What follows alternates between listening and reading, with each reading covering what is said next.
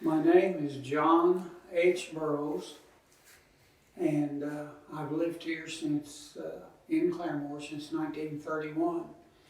My dad was an engineer with a pipeline company in Dallas, Texas, and I was 3 years old, and the Depression hit, and they just stacked their equipment. No more jobs, no more anything. Well, my dad had been raised here. As a matter of fact, he graduated from Claremore Preparatory School in 1902, which is 5 years ahead of statehood. And when I was 3, the Depression, as I said, hit, and so we moved back to Claremore. And when we moved to town, if you can picture where the recruiting offices are now in that block across from Walgreens, that was the Mason Hotel. And we lived in the Mason Hotel for about 4 or 5 months until we could find a rent house here in Claremore. And the Mason Hotel is where all the guns, they were hung on the wall on chains in the lobby and behind the desk and in the restaurant there, which was next door. And one thing I remember about living there was a boy by the name of Buddy Whittaker, and we were pretty young. As I said, I was 3. And Buddy I think was my age, and our parents had bought her guns that you break like this, and we filled those with flour and went down and held Mr. Davis up behind the counter, and he wouldn't raise his hands, and we pulled the triggers and we covered that area with flour. And if you can imagine those people trying to dust all of those guns hanging on the wall, and there were mostly pistols behind in that area. And we could play out in front of the hotel a little bit, but it's kind of interesting to remember Main Street was 2 lanes, and which as it is now, but it wasn't near as wide as it is now, and was completely dominated by businesses between the railroad tracks. There must have been many businesses. To give you an example of what Main Street looked like, where the RCB Bank is now, that's 1 block. In that block was a Sequoia Hotel on this east end, and First National Bank was in part of the hotel.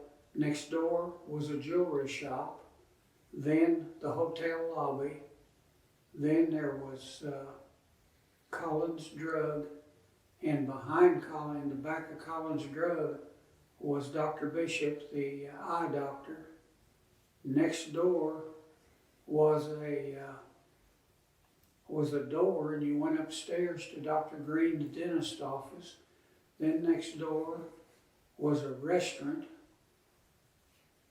called the Majestic Cafe, and next door to that was the Mission Pool Hall, and the Mission had the best hamburgers you have ever eaten. Next door to that was the Palace Theater, and that's where they showed the movies that they had a sequence on once a week. And you'd go down to the Palace, and I think it was 10 cents to get in, and a nickel hamburger. Then next door to the Palace was the Ranch and Home store, and it had stoves and things like that. Then next door to that, I don't remember what was in there. On the corner was an apartment type complex that later on became a bakery downstairs. But if you can just picture that 1 block that's now nothing but the bank, had all those businesses in it. And people usually lived upstairs. And in the hotel, the Sequoia Hotel stretched that whole block clear down to the Courthouse Street. And it was a two-story red brick building and had the largest ballroom in this whole area. And people used to come from miles around and come here and go to the dances and things like that. That's what I was told by the people that had been raised here. We then moved from the hotel to 405 East 6th Street, which was next door to my good friend Frank Robinson, and Frank and I were raised next door to each other. We rented the house from Mr. Cogswell, and then later on my parents bought it, and that's where they both lived until they passed away. That was one block south of the Claremore School. And if you can picture no Claremore building there was a two-story red brick building on the northeast corner of that block, and on all the south part was the football stadium.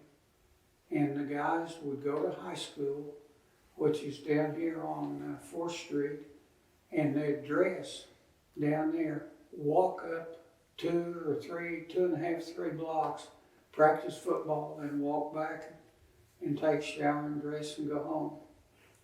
And on the block with the high school was the Hiawatha. Later on, they built the band room there by it. And we had a band director by the name of Paul Kaminsky. And Paul Kaminsky wrote the Zebra Fight song from the military tune, ran through the line. I can't think of the name of the military tune. It's a Quezon song, I believe. And we used to get to take one trip a year, and this was during the war. It was to Enid, Oklahoma, to the band festival. And how Mr. Kaminsky arranged for the gas for the school bus during that period of time, I don't remember. But there was gas rationing. World War II was going on all the time I was in high school. And we used to go to Enid, and we'd usually come away with the honors. He was a great, great man. The Belvedere was across the street, and the frame building next to it was called the Sugar Bowl. And that's where we all would go walk across the street from the high school, and we'd buy Cokes. You could buy cigarettes for a penny, and Ferris Bell ran it. And that's the Belvedere, got its name from the Bell family. The people that lived in the Belvedere, a number of them were single teachers that taught us there at the high school. Miss Gassett was the algebra teacher. Then the speech teacher lived there. The assistant principal lived over there. And the kids, we might go visit with the teachers after school. My high school graduating class had 57 in it, and World War II was still going on when we graduated. And I'm trying to think and make this as interesting for you folks as I can. Where the Baptist Church is situated now, there was Everett Lumber Company. Then on the corner was Bill Hobaugh's station, and